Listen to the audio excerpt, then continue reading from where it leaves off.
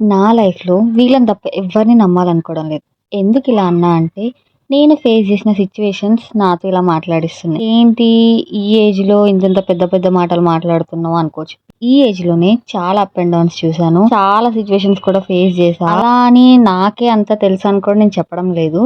But నాకైనా కొన్ని situations మీతో షేర్ చేసుకుందాం అనుకుంటున్నా. లైఫ్‌లో ఒక స్టెప్ తీసుకొని ఇట్లా సోషల్ మీడియాలో ఉన్నాను అంటే మాత్రం డెఫినెట్‌గా నేను నా పేరెంట్స్ అండ్ తర్వాత నేను ఎంతగానో నమ్మిన హనుమంతుడని చెప్తాను. నన్నెవరు నమ్మినా నమ్మకపోయినా మా పేరెంట్స్ మెయిన్‌గా మా మదర్ అన్నమాట.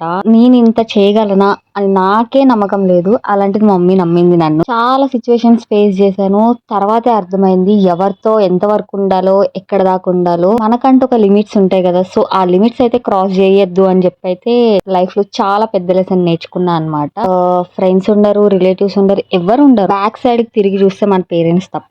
లైఫ్‌లో కొన్ని అర్థం చేసుకోవడానికి చాలా టైం పట్టొచ్చు గానీ, అర్థం చేసుకున్న తర్వాత ఇప్పుడు మనకి రియల్ లైఫ్ మీనింగ్ ఏంటో అర్థమైతది.